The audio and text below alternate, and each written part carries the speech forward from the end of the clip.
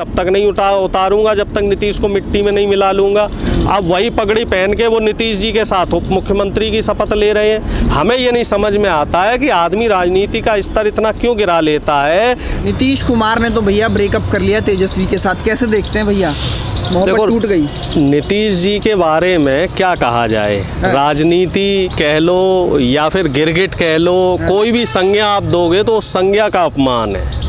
इनके सामने तो मासूकाएं भी जो है अपने आप को शर्मिंदा महसूस करेंगी। और इवन मैं तो 2 दिन से न्यूज़ चैनल पे भी चीज़ें पढ़ रहा था, ट्विटर पे भी पढ़ रहा था, तो जो गोदी मीडिया के पत्रकार हैं वो भी शर्मसार हैं। अच्छा। वो भी कह रहे हैं कि नीतीश जी ने तो राजनीति को बिल्कुल घिनघिना दिया है। मतलब जितना एक राजनीति का स्तर गिर सकता है उससे भी ज़्यादा नीतीश जी चले गए बिल्कुल रसातल में। अब हमें एक बात आप बताइए, जब इनकी पार्टी नड्डा जी तोड़ने वाले थे तब तो ये भाग के आ गए लालू जी के पास और कांग्रेस के पास कि साहब वो पार्टी तोड़ रहे हैं, उद्धव ठाकरे वाला हमारा हाल कर रहे हैं। तो लालू जी को लगा कि चलो एक समाजवाद की विचारधारा का जेपी आंदोलन से निकला नेता है, इसकी पार्टी बचा देते, और आरजेडी ने इनको समर्थन दे दिया और सरकार बन गई। अब अपने फायदे के लिए सिर्फ और सिर्फ क्योंकि आपको इंडिया गठबंधन ने प्रधानमंत्री चेहरा नहीं बनाया, इंडिया गठबंधन का आपको चेयरमैन नहीं बनाया गया, तो आप वापस गुलाटी मार के उधर ही पहुंच गए। तो ये अपने आप में कहीं ये बताता है कि आपकी रीढ़ की हड्डी बिल्कुल ख़त्म हो चुकी है, सिर्फ और सिर्फ आपको कुर्सी चाहिए। और ये बताइए हमें कि एनडीए में जाके ही आपको कौन सी रसमलाई खाने को मिल जाएगी? तो रहे हैं कि भैया सही नहीं चल रहा था कुछ भी, इसलिए सही कैसे नहीं चल रहा? जातिगत जनगणना हुई, 4 लाख नौकरियां मिली बिहार के युवाओं को, बिहार के नहीं देश के युवाओं को। और नीतीश जी मुझे लग रहा है कि पिछले 8-10 साल में पहली बार खुल के बैटिंग कर पा रहे थे।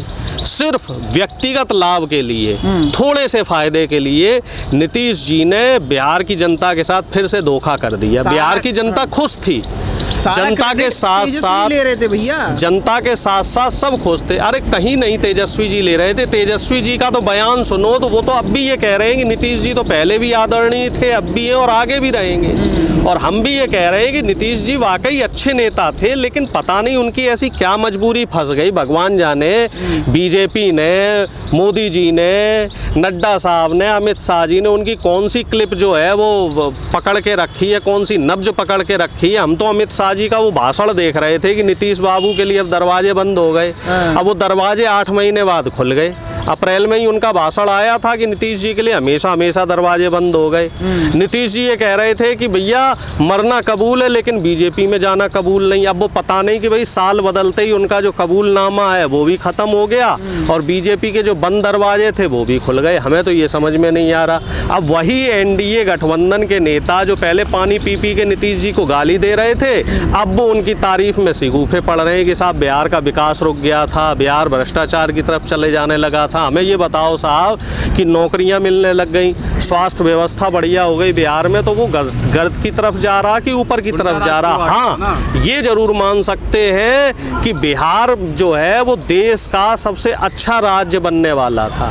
तो बीजेपी को उस चीज़ को रोकना है क्योंकि बीजेपी को देश को पीछे की तरफ ले जाना है। तो इस वजह से जरूर मैं मान सकता हूँ कि नीतीश को उन्होंने जो है ब्लैकमेल किया। और मैं पूरी जिम्मेदारी के साथ ये कह रहा हूँ कि साहब नीतीश जी ब्लैकमेल हुए हैं। इसी वजह से उन्होंने जो है अपनी महत्वाकांक्षा के चलते इस तरह का जो लिया है, डिसीजन लिया है। लेकिन तेजस्वी यादव भी तो कह रहे हैं कि हमारा भी खेला शुरू हो गया।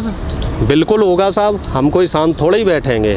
ये बताइए, नीतीश जी ने अपनी चाल चल दी, गुलाटी मार दी, बंदरों को भी शर्मिंदा कर दिया गुलाटी मार मार के, तो हम शांत थोड़े ही बैठेंगे। हम नीचे तक संदेश पहुंचाएंगे जनता तक नीतीश जी ने क्या किया। और तेजस्वी जी के काम वो जनता उनको खुद ट्विटर पे लेके, सोशल मीडिया पे लेके सब जगह बोल रहे हैं कि तेजस्वी जी ने जो 17 महीने में दिया है उसको बिहार की जनता याद रखेगी।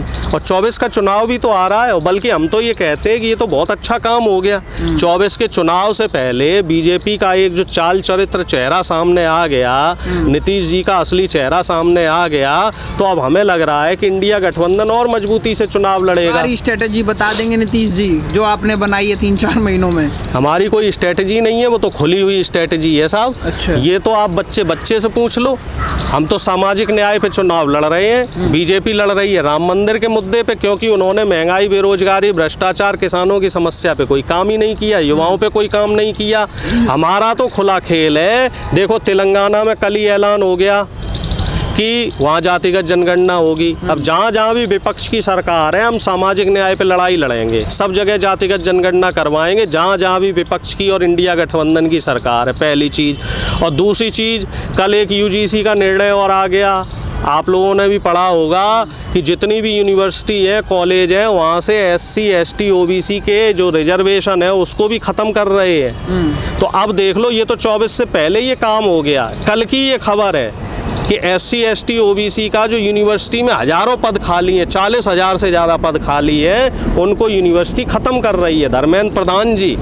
और मैं तो ये कह रहा हूँ कि जो पिछड़ा वर्ग आयोग है, दलित आयोग है, तो इन सब लोगों को इस पे इनका हमें क्या स्टैंड है साहब कि ये जो तमाम पद जो खाली हो रहे हैं, शिक्षा को भी कमज़ोर किया जा रहा है, तो कहीं ये बहुत बड़ी साजिश तो नहीं रचने की तैयारी चल रही है? तेजस्वी ने बिल्कुल डाउन कर दिया था नीतीश को, सारी TRP बटोर रहे थे तेजस्वी, हर काम में अपना गिना रहे थे, हम कर रहे हैं। नहीं, तेजस्वी जी ने कहीं किसी भी भाषण में बोला हो कि ये सारा काम हम कर रहे हैं?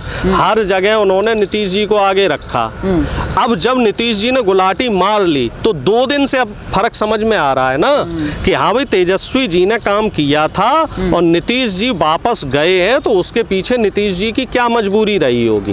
अब ये सवाल तो ये भी उठता है ना, सवाल ये कहो, मेरे ख्याल से जो आपका सवाल है वो सही नहीं है। सवाल ये है कि आखिर नीतीश कुमार जी की क्या मजबूरी है, वो क्यों अपना घर छोड़ के गए? आ गया तो इस वजह से चला गया वो। अब गुंडा राज था या राम राज था, ये बात तो भाई जनता ज़्यादा बेहतर बता सकती है। हम तो ये मानते हैं कि जो राम राज की असली परिकल्पना थी वो बिहार में चल रही थी। बिहार में महागठबंधन की सरकार में स्वास्थ्य में इतना बढ़िया काम हो रहा था, इंफ्रास्ट्रक्चर में काम होने लग गया था, स्कूलों में काम होने लग गया था, नौकरियां देने का काम बिहार करने लग गया था।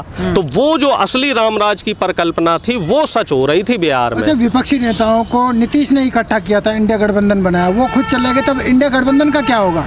भाई देखो साहब, ये बात बाकी की जो विपक्ष के नेता, वो कोई बच्चे तो है नहीं कि नीतीश जी उनको उठा के लेके आए थे। हाँ, नीतीश जी ने एक मुहिम जरूर शुरू करी थी, लेकिन कहीं ना कहीं लालू जी उस चीज़ को समझ रहे थे, खड़गे साहब भी उस चीज़ को समझ रहे थे, ममता बनर्जी भी उस चीज़ को समझ रही थी और बाकी नेता भी समझ रहे थे। हमें आप बताइए कि नीतीश जी के जाने के बाद किसी और नेता का कोई स्टेटमेंट आया हो? बल्कि एक खुशखबरी और आ गई उत्तर प्रदेश से, यहाँ पे हमारे गठबंधन की सीटें तय हो गई। कांग्रेस को 11 मिलेंगी, RLD की 7 सीटें हो गई हैं और बाकी सीटों पे सपा चुनाव लड़ेगी और एक आध दो जो और छोटे दल हैं उनसे भी बात चल रही है। महाराष्ट्र में सीटें फाइनल हो गई, जो महाअघाड़ी गठबंधन है उनका सीट शेयरिंग फार्मूला फाइनल हो चुका है और साथ ही साथ बंगाल में जो थोड़ा सा पेच रह गया है उसको भी ममता दीदी के साथ बैठ के दूर कर लिया जाएगा। आम आदमी पार्टी के साथ हमारा फाइनल हो गया कि दिल्ली, गुजरात और गोवा में भैया मिल के लड़ेंगे, चूँकि पंजाब में कांग्रेस विपक्षी दल है, प्रमुख विपक्षी दल है, तो इसलिए वहाँ के जो क्षेत्रीय, जो वहाँ के मुख्यमंत्री हैं भगवंत मान साहब और जो हमारे प्रदेश अध्यक्ष हैं, तो हम दोनों लोगों ने ये निर्णय लिया है कि हम लोग साथ में मिलकर चुनाव नहीं लड़ेंगे, क्योंकि वहाँ के जो जनता है तो उसके बीच में गलत संदेश जाएगा, तो इस वजह से वहाँ हम अलग चुनाव लड़ेंगे। अच्छा प्रोफेसर साहब, जिस तरीके से बात की जा रही है इंडिया अलायंस की, और हिंदी बेल्ट में खासतौर से बिहार ऐसा था जहाँ लग रहा था कि बीजेपी हार जाएगी, लेकिन उस मिशन में भी बीजेपी कामयाब हो जाती है। आप ये बताइए कि ऊपर गठबंधन होने से क्या वोट कन्वर्ट हो जाएगा? अगर ऐसा होता, आपकी बात ही मैं बड़ी कर रहा हूँ, अगर ऐसा होता तो 2020 में जब चुनाव हुआ था उसमें तेजस्वी जी को सबसे ज़्यादा वोट क्यों मिला? सबसे ज़्यादा सीटें थी तेजस्वी जी की और 24 सीटें ऐसी थी जिनमें तेजस्वी जी की जो पार्टी थी उनको हरवाया गया, यानी कि वहाँ जो महागठबंधन था उसको 24 सीटों पे हरवाया गया था, जहाँ हार जीत का फासला मात्र 500 वोटों का था। आज की तारीख में भी बिहार में तेजस्वी जी सबसे बड़ा चेहरा है, क्योंकि वो युवा हैं। अब जो आज का युवा है ना, उन्हें पुराने चेहरों में उतनी दिलचस्पी नहीं है। और मैं आपको लिख के दे रहा हूँ कि जब 2025 में चुनाव होंगे या लोकसभा के बाद अगर बिहार के चुनाव होंगे तो RJD ही यानी कि हमारा जो गठबंधन है वही सत्ता में आएगा और नीतीश जी का ये आखिरी कार्यकाल है। ये बस 2 महीने का समय है नीतीश जी का। 2 महीने के बाद नीतीश जी का कार्यकाल अब खत्म है। नीतीश जी अब ठंडे बस्ते में जाने वाले हैं। गठबंधन में थे तो स्मृति ईरानी भी कहती है कि नीतीश जी महिलाओं का सम्मान नहीं करते हैं। हम तो आपसे ये कह रहे हैं, हम तो हाँ बिल्कुल आया था, वो सेक्स एजुकेशन को लेके बयान था। हालांकि उनके जो कहने के भाव थे वो ठीक थे। अब हमें ये बताइए स्मृति ईरानी जी को, अगर नीतीश जी उस समय गलत लग रहे थे तो अब नीतीश जी कैसे सही हो गए? और उस समय अगर उन्होंने नीतीश जी पे बयान दिया था तो ब्रजभूषण पे कुछ क्यों नहीं बोले, चिन्मय आनंद पे कुछ क्यों नहीं बोले, कुलदीप सेंगर पे कुछ क्यों नहीं बोले, बिहार के जो उनके खेल मंत्री थे उन पे कुछ क्यों नहीं बोले? वहाँ तो सरेआम शोषण हो रहा है। यहाँ तो विपक्ष का कोई नेता कोई बात कह रहा है, वहाँ तो उनके नेता कुकृत्य कर रहे हैं। ब्रजभूषण शरण सिंह की बात मानी जाए तो उन्होंने तो 100 से ज़्यादा लड़कियों के साथ बदतमीजी करी है। और अभी बिहार इसमें आपके जो है हरियाणा में डबल इंजन सरकार है, वहाँ एक यूनिवर्सिटी का प्रोफेसर, उसके ऊपर तो 500 से ज़्यादा लड़कियों के साथ यौन शोषण का आरोप है और उस पर कोई मनोहर लाल खट्टर कोई स्टैंड नहीं ले रहे हैं। तो आप सही हो गए क्या नीतीश कुमार बीजेपी में जाके? सब अब ये बात तो स्मृति ईरानी जी बताएंगी। ये बात तो जो वहाँ के सम्राट चौधरी प्रदेश अध्यक्ष है वो बताएंगे। वो कह रहे थे कि साहब मैं पगड़ी तब तक नहीं उतारूंगा जब तक नीतीश को मिट्टी में नहीं मिला लूंगा। अब वही पगड़ी पहन के वो नीतीश जी के साथ उप मुख्यमंत्री की शपथ ले रहे हैं। हमें ये नहीं समझ में आता है कि आदमी राजनीति का स्तर इतना क्यों गिरा लेता है। जब आप किसी बात पे कायम नहीं रह सकते हैं तो ऐसी बात आपको नहीं बोलनी चाहिए, और अगर बोल रहे हो तो अपने पुराने बयानों का खंडन भी करो। अच्छा, एक चीज़ है, जनता कैसे देखे? अखिलेश भी बस अपने काम गिनाते थे, हाईवे बना दिए,